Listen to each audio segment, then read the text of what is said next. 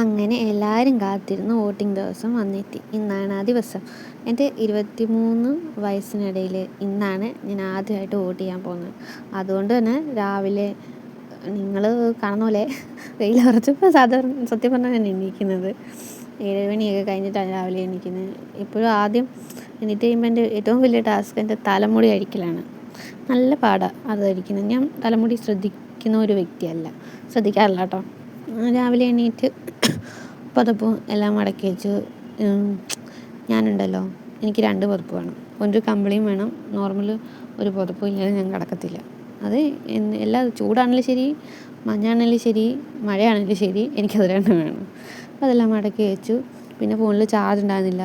Phone കുത്തിയിട്ട് പല്ലൊക്കെ തേച്ച് വന്ന് കഴിക്കാനായിട്ട് ബ്രെഡ് ഓംലേറ്റ് ഉണ്ടാക്കി, അത് കഴിച്ചു. പിന്നെ വോട്ടിന് പോകാൻ വേണ്ടിയിട്ട് റെഡിയായി. വെക്കാനുള്ള ഡ്രസ്സൊക്കെ ഇട്ട് ആദ്യം സൺസ്ക്രീന് അപ്ലൈ ചെയ്ത്. ഇത് ഇടുമ്പോഴത്തേനും നല്ലൊരു തണുപ്പ് കിട്ടും എൻ്റെ മുഖത്തിന്. അതുകൊണ്ട് കേട്ടോ ഞാൻ ആദ്യം ഇടുന്നത്. പിന്നെ ഇസഡിൻ്റെ പൗഡർ എൻ്റെ അമ്മയ്ക്ക് ഇഷ്ടമുള്ളത് കൊണ്ട് ഇസഡിൻ്റെ പൗഡർ മേടിച്ച് വെച്ചിരിക്കുന്ന അതും ഇട്ട് തലമുടിയൊക്കെ ചീവി.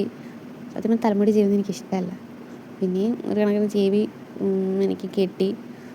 പിന്നെ കണ്ണൊക്കെ എഴുതി പൊട്ടൊക്കെ തൊട്ടിട്ട് പോയി. ഇത്രയേ ഉള്ളൂ മേക്കപ്പ് സത്യം പറഞ്ഞു കഴിഞ്ഞാൽ. പോകാൻ വേണ്ടിയിട്ട് ഇറങ്ങി. അമ്മയും ഞാനുമായിട്ടോ പോകുന്നത്.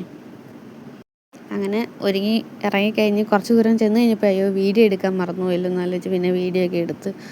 അമ്മയ്ക്ക് സത്യം പറഞ്ഞാൽ വീഡിയോ എടുക്കുന്നത് ഇഷ്ടമല്ല. പിന്നെ അമ്മ വഴക്ക് പുറത്ത വീഡിയോ ആണല്ലോ എന്ന് ഓർത്തിട്ട് വഴക്ക് പറയാത്തോട്ടോ. അങ്ങനെ എൻ്റെ ആദ്യ വോട്ട് ഞാൻ ചെയ്തിട്ട് വരുന്ന വഴിയാണ്. വീഡിയോ ഒന്നും എടുക്കാൻ പറ്റിയില്ല. അത് വലിയൊരു സാരിയില്ല, ഉള്ളത് വെച്ച് അഡ്ജസ്റ്റ് ചെയ്യുക. തിരിച്ചിരുന്ന വയ്യ, നല്ല രീതിക്ക് ക്ഷണിച്ചു. നല്ല വെയിൽ മൊത്തം കൊണ്ടാണ് വന്നത്. അന്ന് പാടെ വെള്ളം കൂടിയായിരുന്നു. എന്താണേലും കൊള്ളാം. ആര് ജയിക്കുമെന്ന് നോക്കാം. ആര് ജയിച്ചാലും നാടിന് നല്ലത് ചെയ്താൽ മതി എന്നൊരു പ്രാർത്ഥനയേ ഉള്ളൂ എനിക്ക്. അപ്പം ഇത്രയേ ഉള്ളൂ ഇന്നത്തെ ദിവസം. ഇങ്ങനെ പോയി.